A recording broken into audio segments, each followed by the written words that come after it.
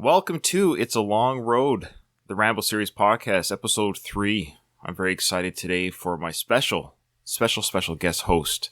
Joining me today, Katie from the One More Round podcast. How you doing this morning? I'm doing good. How are you? I'm doing really good. I'm excited to have you on. I know there was discussion from our time on Going the Distance that you and Kyle might have come on to this show as regular hosts, but I thought, that's a lot to ask of you guys to cover Rocky, Rambo, everything. I wanted kind of a rotating guest host on this one to get different voices. Yeah, I like that. Yeah, but you're going to be one of, it's not like I'm going to have 20 different guest hosts. I don't know what the number is. It's going to be probably under 10 at the end of the day. Regular people, I should say. There'll be other ones from other podcasts. I want to reach out to, other shows and kind of spread the word. Yeah. But Katie, you and Kyle, of course, are going to be one of the regular rotating guest hosts. And I'm really excited to have you on today because I know you love Sly. I do. But what is your background or fandom regarding the Rambo series? That's an interesting question because while I do like the Rambo movies, if some other actor was in it, I probably would not care for them. The only reason that I got into them is because of Sylvester Stallone being in them.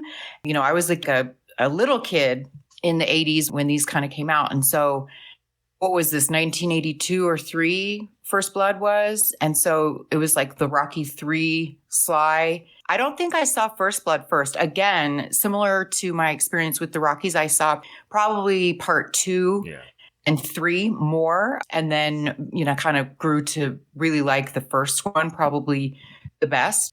Again, it's like similar to Rocky in that it's more drama than it is like an action movie, which it gets more into action movies in the second and third ones. That's kind of how I got into them. Again, the VHS tapes when I was little, like those were the regular rotations. Yeah, just kind of got to know them because of that. Yeah, I really don't know that much. Like I am not encyclopedic, but as with Rocky, I know way more. I could spout off a lot from the Rocky movies, but the Rambo movies, I have to kind of rewatch them to be able to speak to them. There will be scenes that I'm like, oh, I totally forgot about that. And that's totally fine. We have the ability, and what we'll do on this show and what we've done for the first couple of episodes of this podcast is we play the scenes, you and I watch them together, and then we'll just talk about our feelings. You're right. We're not a Wikipedia podcast, so to speak, but we are going to offer some things here and there. Don't worry, I'm going to take care of that. But no, we want to talk about just, the things we're seeing on screen, the acting from different side characters, what we're experiencing, how we feel about things. Yeah, I mean, this is a fandom podcast. It's not a informational one per se. Absolutely. And I did wear camo in honor of our watching. Yeah, so Katie and I also co-host a podcast. If you're listening to this and you're like, oh, wow, I like Rambo and I like Stallone, but you haven't heard of our other podcast, it's called One More Round, the Rocky Series podcast, where Katie's one of my co-hosts with Kyle, where we discuss the Rocky series in the exact same fashion that we're doing here with the Rambo series. So check that out if you'd like to. So yeah, Katie, you're wearing a camouflage sweater top or whatever. Do you call it top, sweater? What's the term for long sleeve tops? Well, it is a sweater. Okay. There's a difference between a long sleeve shirt and a sweater, but this is a sweater. Yeah, so with this movie, I can wear camo, but I can't really wear, unless I wear Rocky's clothes or Adrian's clothes, I can't just be in boxing trunks for the Rocky series. So, that would be inappropriate. Yes, well. But this one, I can dress for the occasion. Yes, and Donald is in our Discord, or one of our faithful listeners, Donald. And if you want to join our Discord, check out the description of every episode. It gives you the link to the Discord server. It's called the Last of the Action Heroes Discord server. It's where all the shows meet together, and you can discuss the fandom of the action stars or the podcasts you listen to. I got a lot of faith that this Discord will grow, and you can join the chats live. That's the thing. You can be like Donald. Everyone be like Donald, and you can join these chats live and be a part of the show. You're like ingrained into the history of this podcast with your comments and what have you. So thank you, Donald. And you get to see us live too, because that's what everyone wants to see. They want to see us live. I always feel bad because Katie's always so dressed up, and I look like I just rolled out of bed. But anyways, I like your sweatshirt. I like blue. It's a good color for you. Yeah. Thank you very much. Well, the last episode, it was when Rambo is arrested by Sheriff Teasel. So those are the chain of events that have just occurred. Okay. Doug from Rocky Minute and I discussed those events. It was really good to get his insight as a police officer about what did... what did Teasel do that was appropriate, not appropriate, despite what, we know him as a character, but just in general, what would Doug have done as a police officer in that situation? So it was kind of interesting to hear his insights about how one may or may not have handled the situation. We're going to get more into that, of course, now, because today's episode 3, is Rambo being processed at the police station, which, again, I think Doug is a sergeant, so I don't know quite. I only know what I know from police procedurals on TV, right? So I think sergeants might do more desk duty than street duty per se. So Doug might even have more insight about, again, the proper way to process people at a station here. I think what we're going to see there, Katie, probably isn't proper procedures. I have a feeling not. And also, this is like the sheriff. It's not the local police station, or is it? I thought it was like the sheriff's office. Yeah, I think the idea is Hope. This is taking place in the fictional town of Hope, Washington State. We know it's filmed in Hope, British Columbia, Canada, but in the movie, it's Hope, Washington State, and it is a sheriff station. So I think sheriff stations themselves are for smaller towns, and so they don't have a city police. It's still the law of the town. Yeah, the Liggett County Sheriff's Department. That's who they work for. Okay. Liggett County Sheriff's Department. Liggett County. Hope, Washington, in the county of Liggett. Rambo is now being walked into the station under the apprehension of Sheriff Teasel. Hey, Will. All right, got it. So right away, I kind of like this little setup here. Rambo's being escorted in, his right arm being held by Sheriff Teasel's left arm. You got a little family here reporting at the desk with Mitch, played by David Caruso. I wonder why they were in there. There's a boy and his parents. I wonder if the boy got arrested for something. He's been discharged now. I mean, maybe like drinking or something, like some silly stuff that kids do. I think so, because he looks kind of like, And there's a Christmas tree. That's right. So First Blood takes place during the Christmas season, the Christmas holidays, or the Christmas time of year, which kind of makes sense for what we see weather-wise here in Washington State. I'm in the Pacific Northwest. We don't get much snow pre-December. A lot of our snow that does come in is January, February. So this could very easily be, let's say, December 10th, 12th, 5th, mid-December type thing. But I love First Blood is often joked about, it's a Christmas film.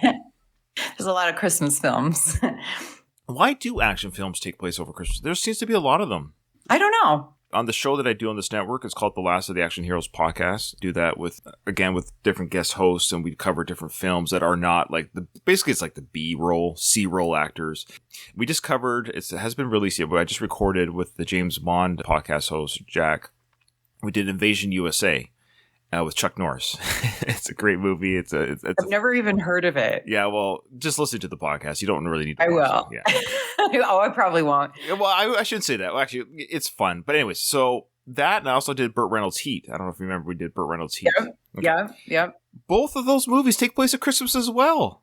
I should have done some research on that. Lethal Weapon, of course, takes place at Christmas. Yep. Die Hard, now First Blood. And I know those other two movies, Heat by Burt Reynolds and Invasion USA. And Rocky. And Rocky, of course. Yeah. I know it's a major holiday, but it's odd because we say they're Christmas films. And I hate it when people say Die Hard's a Christmas film. I don't like that. It just takes place over the Christmas holidays. Right. Yeah. Okay. But the point is, it's just funny how many times the backdrop is Christmas. Charlie, buzz us in, will you? Hey, talk about your sorry-looking humanity. All right, so this constable here right away says, so Teasel says, look, we got to book this guy. And this guy says, talk about your sorry-looking humanity. I did watch the movie this past week just to kind of refresh my memory. And especially in the scenes that we're covering now and some of the previous ones, I find it very odd. I think it's confusing because he doesn't look like, the issue is that he's like, what do they call him? A vagrant? Vagrant, yeah. A drifter, and like he smells and long hair, and it's like he doesn't appear dirty at all. I don't really understand what their issue is with him. He doesn't look like a troublemaker or anything. He just has his army jacket on, and they have issue with that seemingly. And then they seem confused that he's a soldier. I find this all very weird. His hair is not long in the slightest. It's like an early mullet. I don't know. What do you think? Now, I think it's partly we're at the mercy of it being a movie. So in the book, he did look a little bit more dirty. He had a beard. I think the hair was even longer. Okay. Yeah, so he looked like a member of Lynyrd Skynyrd or something. That makes sense. When they made the movie, either make him look more like a vagrant. I would argue because it's Stallone and it's the 80s and he's the star, they got to sell the movie. And so it's kind of like you don't hide the star behind a beard and long hair. Okay. You shouldn't reference that so much. They should reference something else. Like he's mysterious. He seems like he might be here to cause trouble or something. I don't know. I just find it strange that there's a lot of references to his appearance and his smell. He doesn't actually look bad at all. I think it's the jacket too. I think it's what he represents. We talked about that actually with David Morrell during my interview where I said the same thing, that I think it's more the jacket than the hair. In the movie. In the book, it's about the hair and the look. Even the jacket, that's confusing. Like, thank you for your service. Like, why are they... You're speaking as a 2022 eyes. I hear you.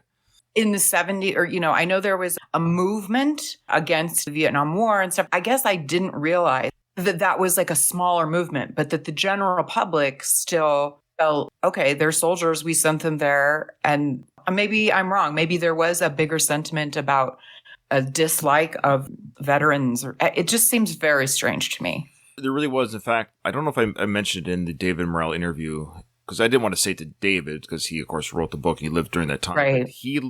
The genesis for the Rambo character was what Mr. Morrell witnessed at the time of people that looked like hippies and stuff. That the idea was that they were mistreated by police officers. They were forced to have haircuts and have their face shaved.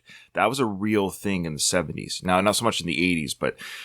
Again, in the 60s and 70s, people were literally arrested for looking like hippies, shaved, and get ready for court. You couldn't go to court with long hair and facial hair, so they would cut their hairs and shave them in the police station, and then dump them at the side of the road, too, after they were done processing them. And a lot of them were, of course, veterans of war. And so David was like, I wonder what would happen if one of these guys said, F this.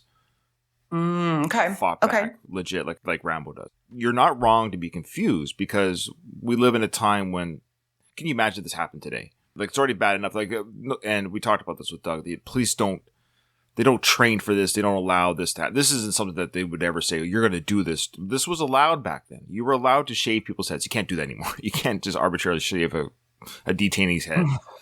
So, but they could back then. Even just not so long ago, it seems like now. Even though this was 40 years ago, if you can believe it. This film was 40 years ago. Oh, my God. Oh, that's, wow. We're getting older. Yeah, because it came out when I was an infant, I think. So, yeah. Oh, you're aging yourself. Don't do that. I know. Just another smart-ass drifter. Good morning, Arthur. Morning, Will. What do you got? I want you to book this gentleman for vagrancy, resisting arrest, carrying a concealed weapon. All right, so he's been booked on 3 charges. Vagrancy, resisting arrest, and carrying a concealed weapon, which, of course, now he pulls out the famous hunting knife, the Rambo knife, and shows it to Galt. Now, let's talk about Galt here, okay? We're going to get back to Mitch later, that played by David Crusoe. But Galt, Art Galt. Galt himself is a jerk, obviously, in the movie. We know that. Anyone that's a fan of First Blood knows that Galt kind of gets what's coming to him in the movie. In the book, he was more like the Mitch character. And I actually read the book just recently. I read the book. I got all the major beats in my head. But there's a lot of side characters. I don't know who they were. So I think there's some characters here in the movie that were in the book and vice versa, or some of their personalities were interchanged between characters in the book. Okay. But Galt, of course, is really popular in the film. He's a very minor character in the book. Shingleton is in both the book and the movie, and they were kind of vice versa, where he's a minor role in the movie, but a bigger role in the book. Okay. So anyway, so Galt's character in the book is more quiet, dismissive. He's not really angry like he is here. Keep that in mind. I'll tell you what happens to Galt in the book when we get to the scene. Okay. So Galt right now is about to grab the knife from Teasel. He says he uses it for hunting. Hunting? What do you hunt? Elephants? So what do you hunt? Elephants? It's not that big. I mean, it's like what? I mean, it is odd to be carrying a knife like that. I don't know. I thought that line was odd also. I found a lot of things odd. Sure. Watching it now. No, again, 40 years ago, I would say a knife like that was unique to films at the time. I don't think we saw the blade is, it's probably, I don't want to say how many inches because I don't want to, I don't know how many inches that is. It's 8, 10, I don't know. All right. The blade itself is unique because it has that serrated top part. I think that was unique at the time. I don't know if knives were quite made like that, where it has it's a very sharp knife with the kind of almost like a sword look to it. And then at the the top half from the middle to the end of the pointy end, of course, is that jagged, serrated part used to saw through things. So I think that was unique. I know the blade was made for the movie. It must have been a unique design. Really? Yeah, I think Stallone wanted it for the film. That is pretty cool. Nowadays, he would probably have a gun. That would be the issue. A knife would be very strange now. I think it's showing that he lives off the land. He's not quote unquote as violent as you think. He's not in this film, anyways. That he's, he uses it, but also you could say with a knife, you don't have to reload it or buy ammunition, or it's easier to take care of. And it's about protection and hunting, not so much he's not going out killing people with a gun. But you're right. Probably in today's movie, he might be carrying a concealed weapon more than a knife. I would say, yeah. Now, Galt was played by an actor. Now, this I found interesting. The guy's name was Jack Starrett. He actually died in 1989, just 7 years after this film. Oh. At the age of 52. So he was about 46 in this film. So he's my age in this film. No way. Oh, my God. He looks like 60. Well, you know what's crazy? So he's 46 here, and I'm 46. And here's Sheriff Teasle, played by Brian Dennehy. He's 44 here. Nuh-uh. This is insanity. Yeah. To me. I don't know what it is about when you see actors back in the day, or what. I don't understand it either. Like, I'm 2 years older than Teasle here. It is odd. I mean, even when I think back to my parents and their friend, they just seemed older. Like, they were younger than I am now when they had company over. That's what it was called back then. We're having company over. But so do you know if Brian Dennehy was also approximately 44 in the movie? Yeah, so I mean, he's 44 here, the actor. Okay. Yeah. Do you know how old he's supposed to be, his character? I think in this movie, like the books, they were younger in the books by about 10 years each. So in the book, Sheriff Teasle is about his mid-30s. And Rambo was 21, 22-ish. They didn't give his exact age, I don't recall, but it was early 20s. So he fought a few years in the war. The war was still going on in the book, so that's the difference. So the Vietnam War was still happening in the book. When the book was published, it was still happening. So it was interesting that you had a veteran of the war as your main character, released by a book still happening during the war. Because at the time, they didn't know when the war was going to end. So it'd be like writing well, so let's say you wrote a book about a Ukrainian soldier right now during the Russian conflict and have it published still during the conflict. Like, it's not over yet. But this movie does take place in 82, and it does take place after the war has been over for about 7 years, 6 to 7 years.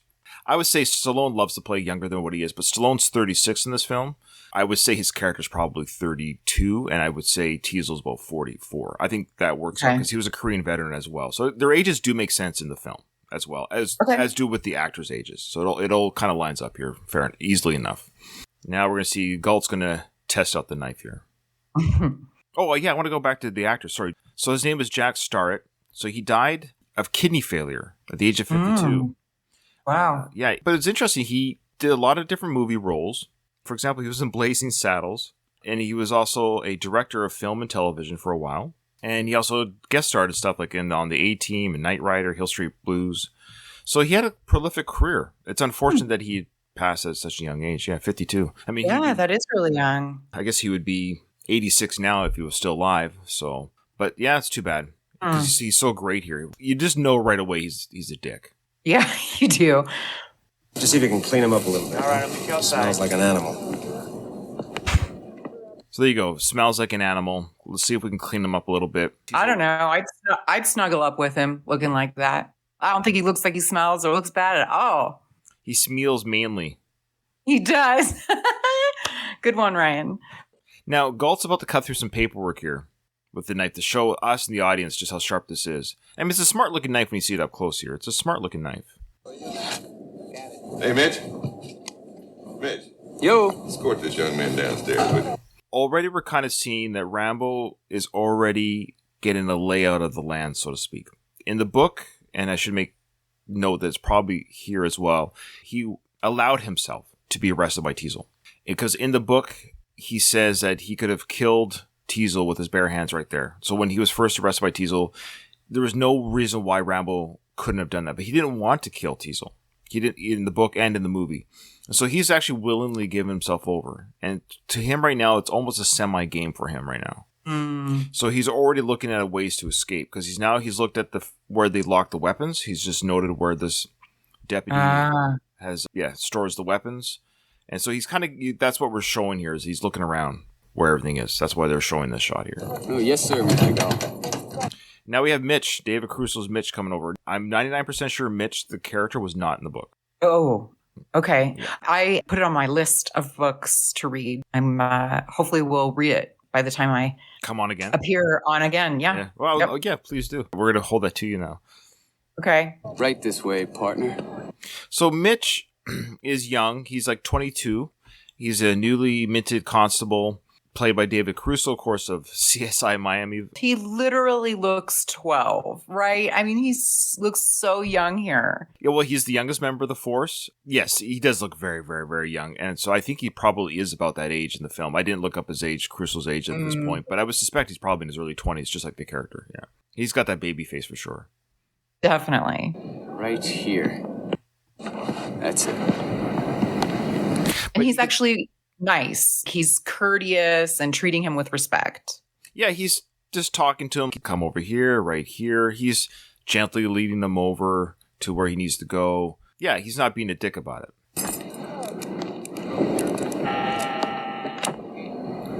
it. So Gull comes over. Door's been opened by Mitch. And Gull comes over with his nightstick. That's already kind of unnecessary. Like, he has his nightstick out. And he puts it on the backside of Rambo to nudge him into where he needs to go. It is just a show of power. It's completely unnecessary. You know, it looks like it's going to take old Leroy about 10 years to paint this hall. They're going down to the processing area, I guess, at the station. It looks like almost like a basement of sorts. But it was lock protected. I guess it was where prisoners are held, so fair enough. And they got a janitor named Leroy, of course. Leroy is cleaning. And Galt's even like crap talking the janitor. Oh, it's going to take Leroy forever to clean up this place. And then Leroy says, well, you clean up your damn self. This Galt character just can't let anything slide past him. He's just got to crap talk everything around him. Come on, Leroy, sling that paint, boy. Mr. Ward. Oh, he's painting. Okay. Painting, yeah. Typewriter, love it. Oh, the paperwork back then. And typewriters are the worst because have you ever operated a typewriter? I have. Yeah. You put have that you? Paper, oh, yeah. It's the worst because you have to put that paper in and you have to line it up just right when you're typing those things because, you know what I mean? You just can't put... Oh, it's the worst. And deleting is... You have to be much more careful because errors are really hard to clean up. It says here behind him, behind Galt's head, it says you're being videotaped. Oh, yeah. It looks like a handwritten poster board or something, doesn't it? That's funny. You're being videotaped. Anything you say and everything you do is being blah, blah, blah. Yeah, it can be used against you in court, it probably says. That's funny. Name? So he's asking for his name. Now, they've taken off his restraints while he's down there, which I guess is fine. I know they got to process him, but Mitch takes off his handcuffs and Rambo starts rubbing his hands together. Your name? Your name! All right, so he sees the crossbars on the window going outside. And of course, now we're seeing the PTSD in his mind about being a prisoner of war. I think it's interesting that this is the first time we get a flashback. I think that's a nice and interesting way of showing what he went through, why he's being the way that he is. So yeah, this is the first one of many.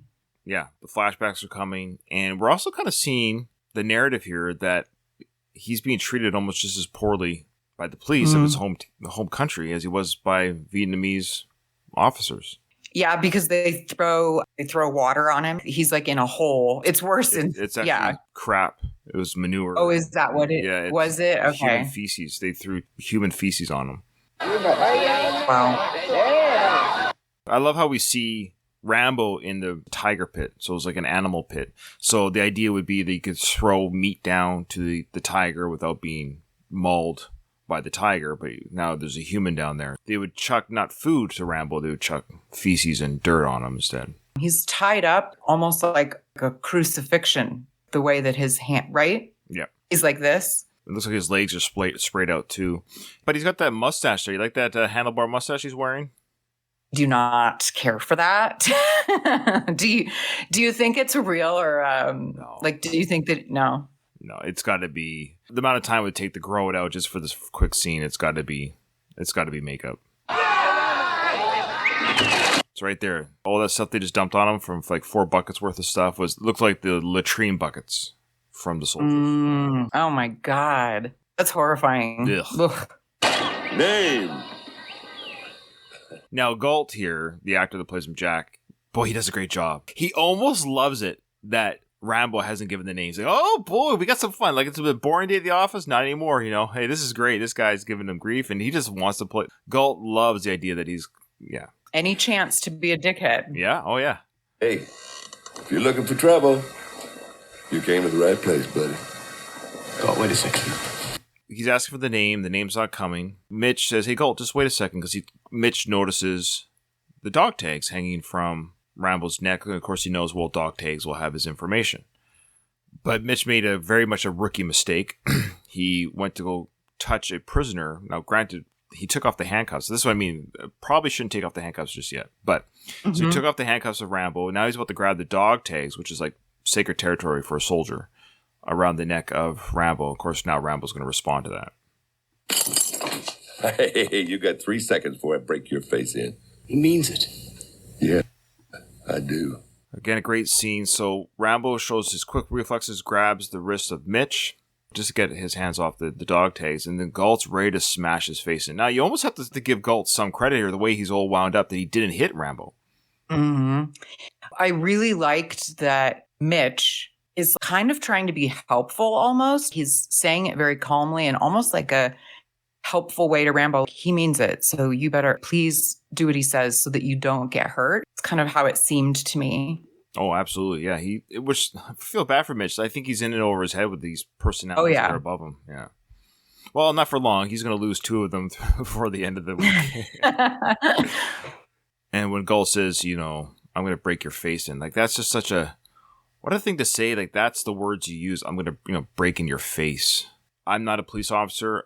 I don't know their tactics, but my understanding for the use of the nightstick or the batons that they have, they're called ASP batons, ASP batons. I've done some security training in the military because I am in the military, so I've done some of that training. I'm not police trained, of course, but I've done security training, and we use what were called ASP batons. They're the ones that they flip out and like the steel rod, so they're easy to squeeze them in and out. So I don't think police officers carry nightsticks anymore. They carry the batons because they're... Got it. Yeah, that makes sense. Yeah. So, and they hurt, but because they're steel, you're trained to hit not their face or head ever. You're not supposed to be lethal. It's to debilitate the person. So side of their leg or the shins or the side of their arms type thing. You're not even trying to break their arms. You can, and they are designed to do that. But oh, wow. Yeah. But so for him to say I would go for his face is actually wrong. In that moment, I would suspect you would just hit him in the arm holding the person. You just hit him in his arm because he's going to let go. But the idea for Galt is what I'm getting at. I'm going to break your face in. Like, to your point about the sign earlier that said you're being videotaped, Galt does not care. I feel like he knows he's doing wrong, that he's not supposed to be that way, and he runs the show here, and so he can do whatever the heck he wants, regardless of whether or not he's being videotaped. But nowadays, I can't even imagine. And for what? Again, I'm so confused by this whole movie because it's not like he's like a serial killer or like child molester. He was arrested for vagrancy. It's insane to me that how they're treating him. You couldn't treat a prisoner that way even if he was a serial killer. No, but he didn't do anything. I find this whole movie so strange.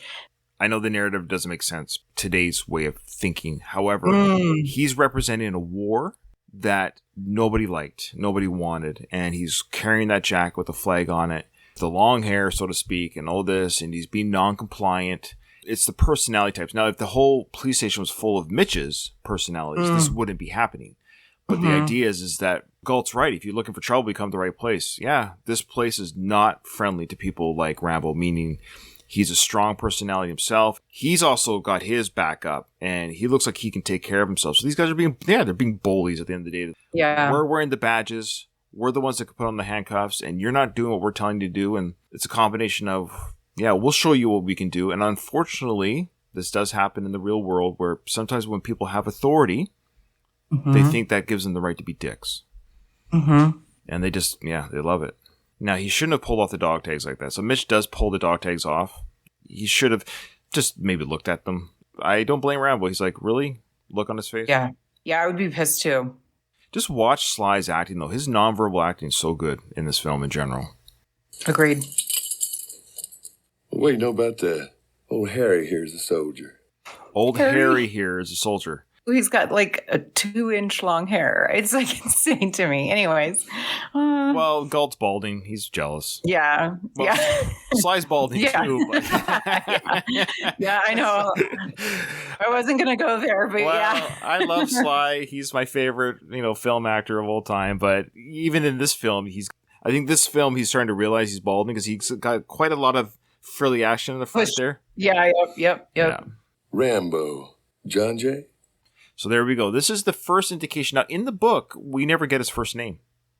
Oh, really? Yeah, it was written for the film. So they did John as in Johnny Get Your Gun. That's why they call him John Rambo. And John Jay. I forget what the J stands for. I could look it up real quick. I think it's James, maybe. I'm not sure. But yeah, it's John J. Rambo. It was never stated in the book. So Mr. Morrell, when he wrote the book, never gave him a first name. I really like how, what's his name? The guy on screen right now. Galt, yeah. How he says the name. I really like his delivery of that. Yeah. It's almost like a question. John Jay? Yeah. Like almost like a question. Yeah, I loved it. It is great. Yeah. He chews up the scenery, this guy. You're going to talk to me. I promise you're going to talk to me, soldier. I'm starting to dislike you. A lot. As he's speaking to Rambo here, saying, you're going to talk to me, soldier. He's put the nightstick under his chin to make him look him in the face while Galt is talking to Rambo. And that's... Can you imagine having that nightstick under your chin? How that would just feel, and how Rambo, right at this point, just probably wants to take... Which he could have grabbed that nightstick right now and caused some real damage. Yep. In fact, this would probably be the time to escape, quite frankly. Grab the nightstick now, because now he's got a weapon in his hand, and he could probably get out very easily compared to what happens later, yeah.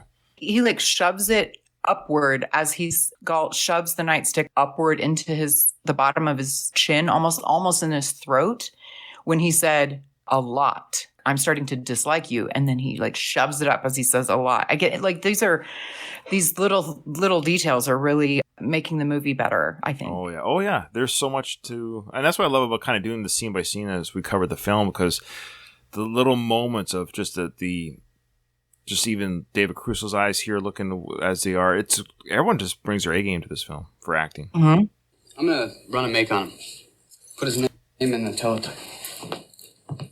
He's going to put his name in the teletype, did he say? I didn't catch it. I'm not sure. But he's almost like, okay, I don't really want to be a part of this. Just he's almost... I just always feel like David Crusoe's character is trying to be helpful, trying to deflect, simmer down the heatedness of what's going on. Well, you said, he's going to put his name, whatever those early computers were in 82. So he's going to run his name to see if he pops up anywhere, previous arrests, that sort of stuff. That's what he's doing. So he's grabbed the dog tags to go take care of that. I just roll it across. Now we go to this scene here, and again, back to David Morrell's interview that I did. David Morrell actually mentioned he really liked this part of the movie, and he really liked the acting that Sly does here, mentioning that Sly's eyes in this scene were very good. I know it's hard for audio listeners, but by all means, people that are fans of the movie, if you haven't, you've seen the movie, but we know the part he's being forced to roll his fingers onto the paper to be fingerprinted, to be put into the system now. David Morrell just really liked the eye work that Sly does. Roll it across. Oh, man. Push it. It won't work that way. It'll only smear. Now roll it across. Look, you son of a bitch. If you don't put your goddamn hand down there, I'm going to break it off. Put it down, God damn it. Art, what the hell is going on down here? All right, so a lot of interesting things are happening here. So Rambo's not cooperating. He's not allowing his hand to be fingerprinted because the cop that's trying to fingerprint him, I believe this is Ward, okay? Now, Ward, he's kind of a dick, too.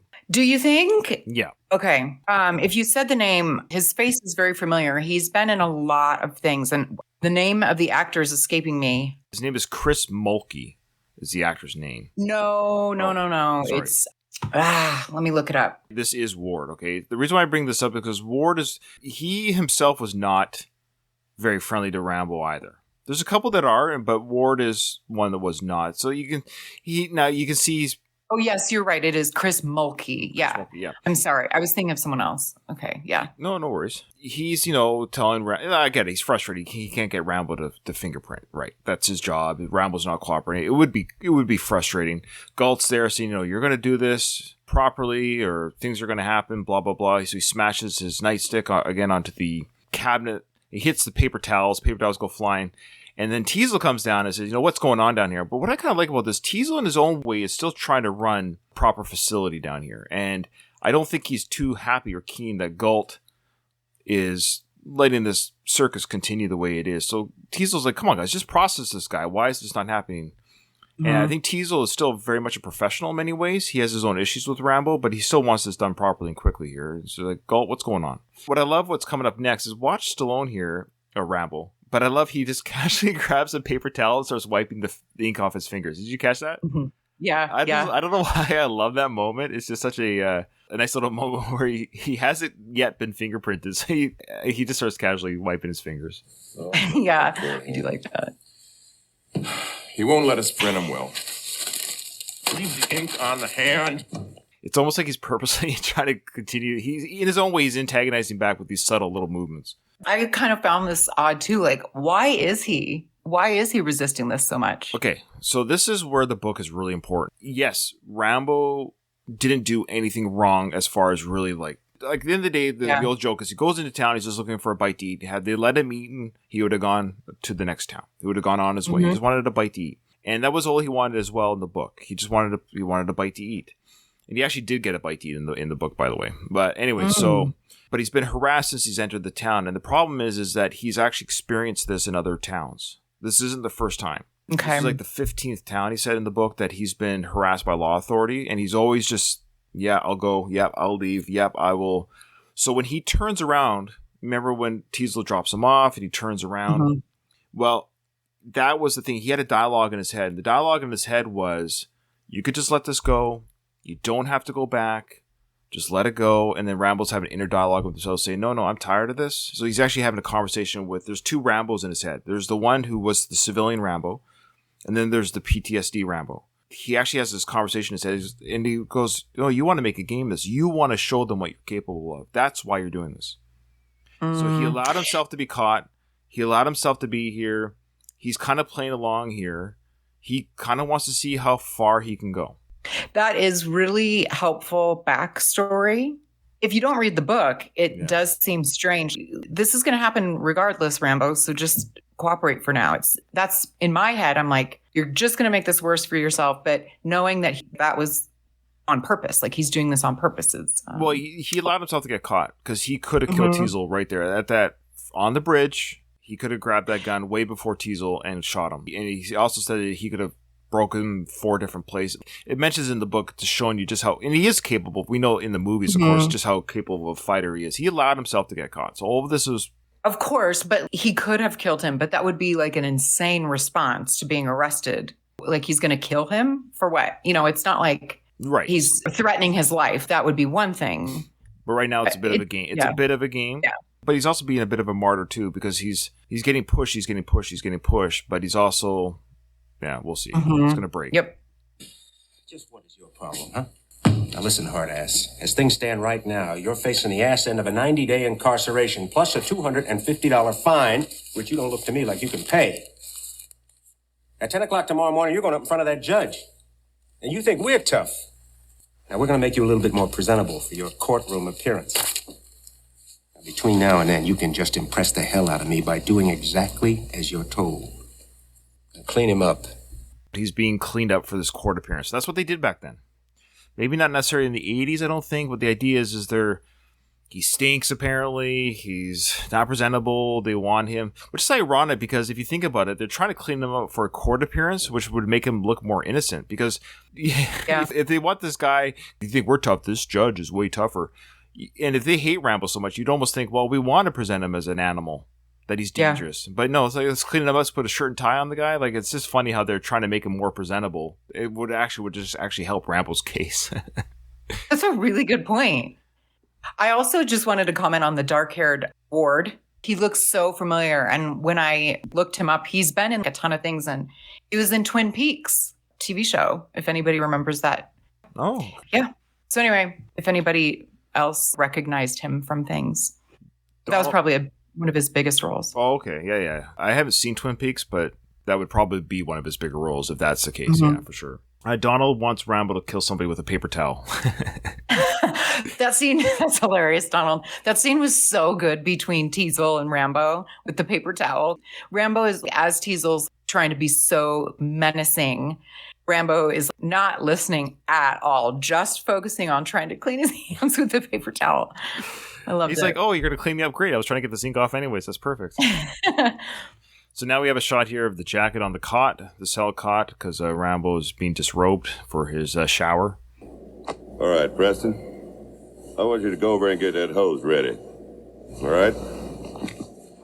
Holy shit, look at this. What the hell's he been into? Who gives a shit?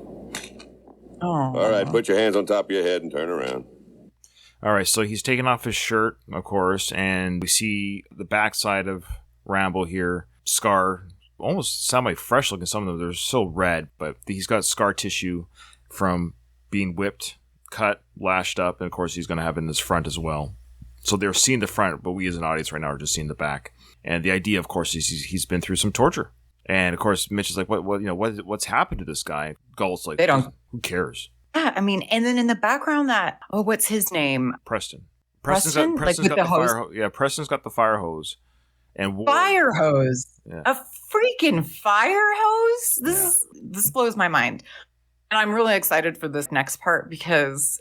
Oh, we'll pause it. Don't worry. Look at how he's got his Rocky 3 body. He looks incredible, like incredible. It is his Rocky 3 body, yes. Report this to Teasel, Galt. Look at that. I love how Mitch is like, we've got to report this. What are you reporting to Teasel? That the guy's got a lot of scars on him. But yeah, this is definitely a Sly moment here. He's like, yeah, I got this body. Because it's the only time you see him shirtless, really, throughout the whole, because he wears a sheepskin or whatever for the rest of the film. Or like a tarp or whatever. Yeah. And he's sucking in. I love it. Like he's, this is for the ladies.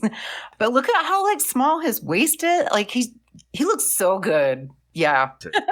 Katie's pretending she's underneath the screen right there. Right there. That's it's party at Katie and Studs. It's party at Katie and Studs. Hey, anytime, Rambo. Oh, that's hilarious. You just do what I tell you. Oh, God. What was that? Yeah. So he turns around as he's instructing. Galt just comes in and just hits him in the back with the nice stick. That is going to sting. Falls to the floor. Mitch is even like, what the fuck are you doing? Yeah. That's legit just that's police brutality. You cannot do that. Yeah. And he wasn't doing any, he was following the orders. So it was completely unprovoked. Seiko's in our Discord. He just wanted to remind you or tell you, Katie, spoiler alert, that in the book, Rambo does escape the jail naked, by the way. Oh, why didn't they do that in the movie? Can you imagine his schlongs flying around everywhere? That's funny. Well, a man said clean him up. Clean him up. And so he kicks him again while Rambo's down. And it's all done off screen, which is kind of an interesting choice for directing that Rambo does get hit and he falls, Stallone / Rambo falls off screen, like underneath the frame. And he's kicked as well while he's down. But it's interesting that they didn't cue him curled up in a ball or anything. That it's just off screen, the violence in some ways, or that kick. I found that interesting, an interesting choice there to not show him on the floor in pain. Mm-hmm. Now Rambo's being hosed down by a fire hose. Now that's real water pressure being hit by a slide. And I don't think it's quite the full effect of a fire hose. But that's coming up pretty strong there. Sly, as we know, is a very physical actor. He loves to kind of put himself in danger and injure himself. So he's getting hit with a fire hose all the same. And I suspect it's a pretty good pressure hitting him. It looks like it's hitting him pretty good. This cannot be their normal procedure, can it? I mean, are they doing this extra because they're pissed at Rambo? He could have a shower. Yes, this was done as an abuse. They have a shower for him. A fire hose. There's your... Yeah. Yeah. He just needs to turn around. Yeah. Now, we got Galt laughing. He thinks it's a big joke. Got this guy, I don't know who this guy coming in behind. He's laughing too, puts his hand on Mitch's shoulder saying, isn't this great? Isn't this hilarious? But Preston, as you can see, he doesn't look too keen on it. He's been told to do it. I don't think he looks keen on it himself. So I think it's hard. His face is showing it's taking a lot of muscle and effort to even hold the hose because it's such strong pressure. Right? Hey, Preston! Yeah. Oh, yeah. Don't forget to get him behind the ears. So right there, that look right there. Like, he's, hey, Preston, don't forget to get behind the ears. He kind of looks at Galt like, are you serious? He's an older gentleman himself, but he's probably like, I got 5 years away from retirement. But just so you know, Preston escapes all of Ramble's wrath in the movie. He never gets hurt or injured. During the breakout scene, you don't quite see it, but Preston just runs away, and he spared Ramble's wrath. How you like that, huh? What's the matter, Mitch? Don't you like water sports? Mitch walks away. He can't watch it, and Galt's like, what's the matter, Mitch? You don't like water sport? Mitch, this whole time is just, I don't think it's disbelief. I think it's just, what did I get myself into working here? So now they're bringing out the shaving equipment. They got the seat ready. The hose is being put away by Preston.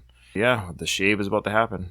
Did you find, again, odd, I need to come up with a synonym for that, but he doesn't have handcuffs on, does he? They're going to shave him with the straight razor. Yeah.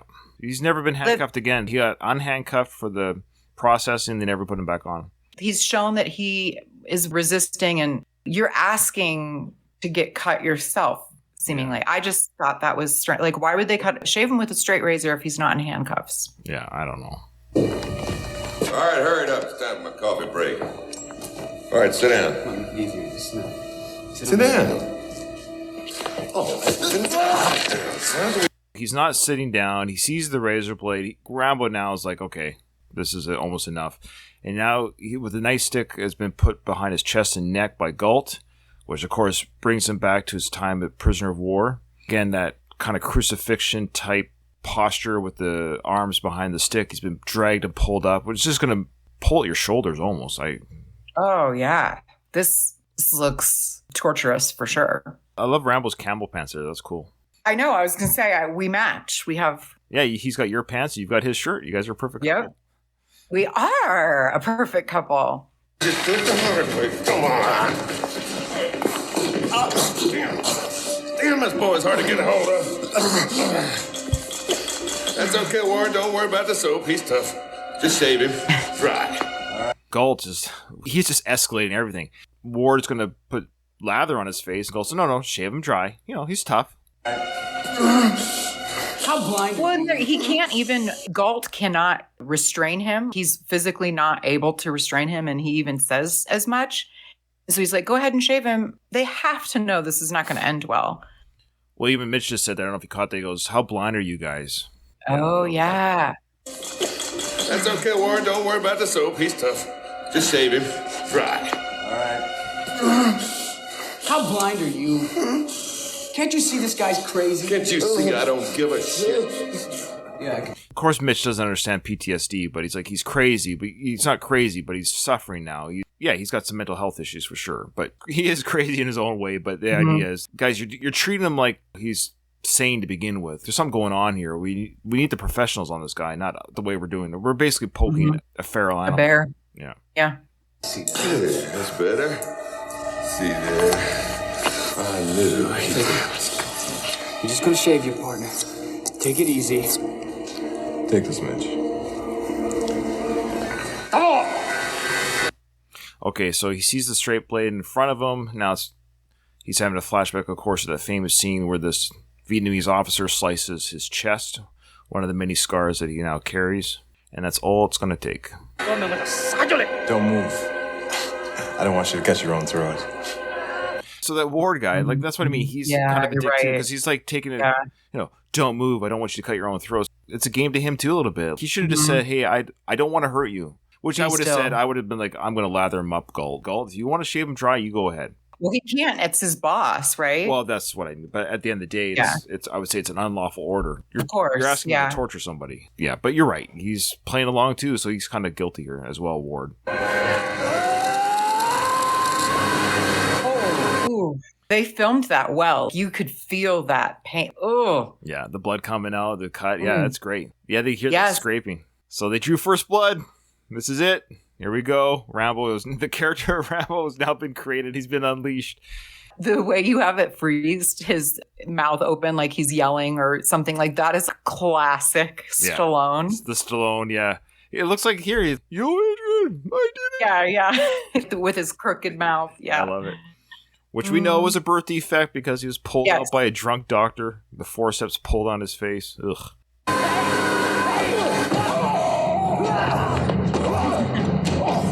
Now, he does escape in the book, and yes, like Seiko said in our Discord, he escapes nude. But Galt, in this part of the book, just so you know, you might be happy to hear this, Rambo takes the razor blade and disembowels Galt. Oh, really? Yeah, Galt dies so on Galt's the spot. not in the... Oh, okay. Yeah. Wow. But that doesn't happen here. So he kicks Ward in the balls. Ward goes down, and then he does like a side kick into poor Mitch's chest. Poor little Mitch goes flying, and now he's about to smash Galt into the backside of the porcelain wall there of the shower. Poor Mitch gets, son of a bitch. So Mitch gets punched in the face again. Mitch is not just doing his job. He's trying to, they got to constrain the guy, regardless of his feelings on how this has happened. But now Galt's come fight, and he brings out his nightstick. Let's go. Let's fight, boy. Come on!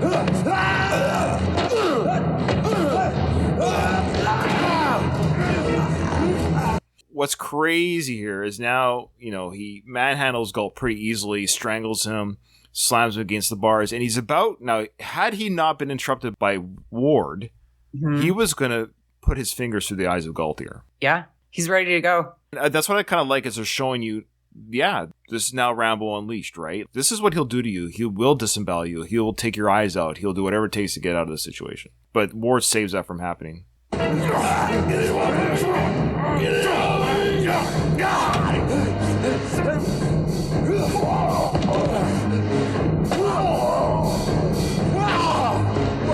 Now, Ward has been knocked out. He was flipped and knocked out. Galt, he just punched out again. I forget this guy's name is coming down right now. I think this is, he's about to get his nose broke. Alfred or something, no, maybe? That's one of the other guys.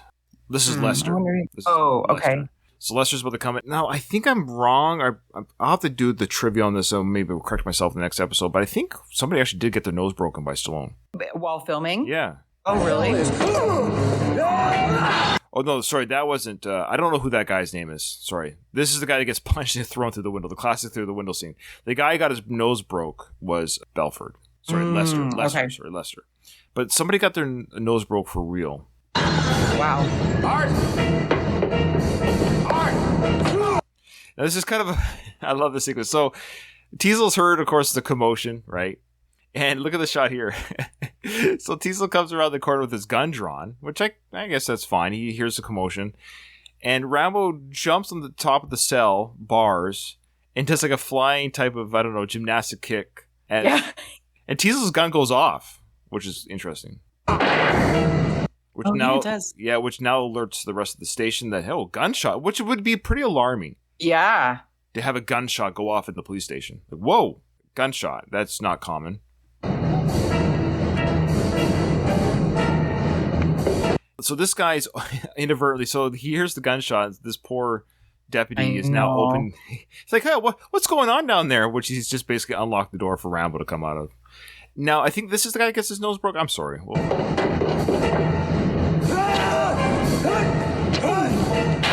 Oh, it's another window guy. There's two window guys. Hey, you can... Now, this...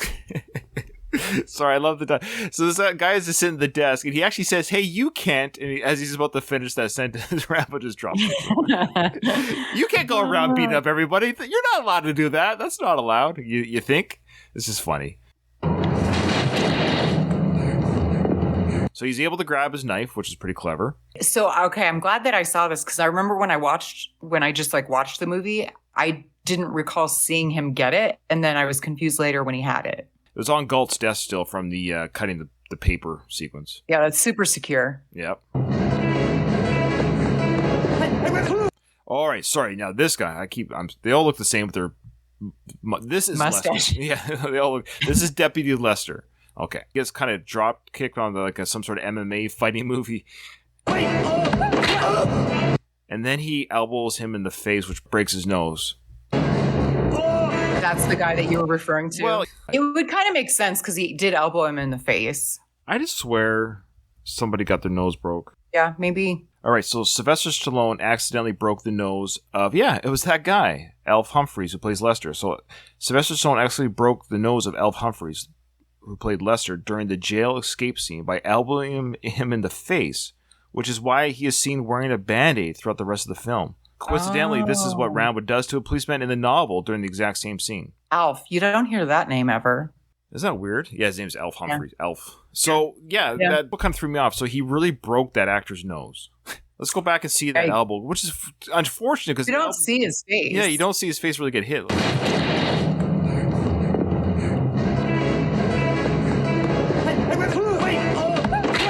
Right there. Oh, you do, I guess. Yeah. It did look pretty realistic. Have you ever had your nose broken? No. 46 years. Never had my nose broken. I feel like that would hurt so bad to have your nose. Yeah. Now, in the book, I believe Preston, it's one of those guys. So Preston in the movie gets away, but in the book, one of the deputies in the book, like that trivia was saying, was right. His nose gets punched by Rambo and smashed, and all the cartilage goes inside of his face and it kills him. He smashes his face like open and it kills him on the spot. Oh, ooh. Yeah. So the actor is really in pain there on the floor, maybe. Jeez. Yeah. Keep it in the film, guys. Keep it in the film. That's good. That's good. All right, so we're going to stop it there because that is the next episode will be he's now escaped to the concrete jungle. And he doesn't have a coat. He's in a tank top. Yeah, he's wearing his tank top here and his little jeans, and he's got the knife into the front of his belt. And I love how you got these people on the side of the street watching this action sequence. Now, granted, it's civilians are on the road, but you know these people are here. Like that old guy there, right there, behind the mailbox. There's no way he just happened to be getting the mail that day while the film Do you think? out. I don't think they closed the street. I think Hope, British Columbia, where this was filmed, is such a small enough town that they could just have the film going. That's pretty cool. Look at the way they're standing there. They almost look like they're just watching the film being filmed. Yeah, maybe. Sorry, I want to keep watching. I want to keep watching the film. We got to stop. Okay. I know. All right, so we would like to welcome everyone that joined our Discord. We had Seiko join us. Louise joined us. Yeah. Hey, guys.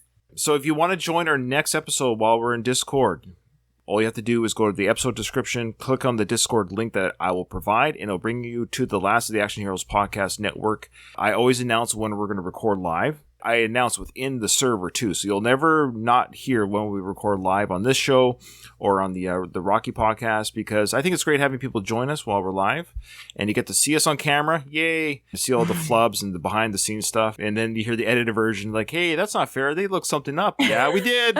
You don't get to hear it. All right, Katie, how did you enjoy your first blood? Loved it. Thank you so much for having me on. And probably while doing this, going to become a bigger fan of the Rambo series. Although, in case the listeners don't know, one of my bloodhounds I named Rambo. There you go. There you go. That's awesome. Yeah, that's right. You did. And he is a troublemaker. So, you know. You got to go gulp on his ass. Yeah. No. I'm going to shave you, Rambo. I'm going to shave you dry. Anytime Rambo needs surgery at the vet, and the vet goes, I'm going to shave you. I'm going to shave you dry. Oh, boy. All right. Thank you, everyone. Thanks for joining us. All right. That's the end of the episode. Join us next time. This episode is over. Nothing is over. You just can't turn it off.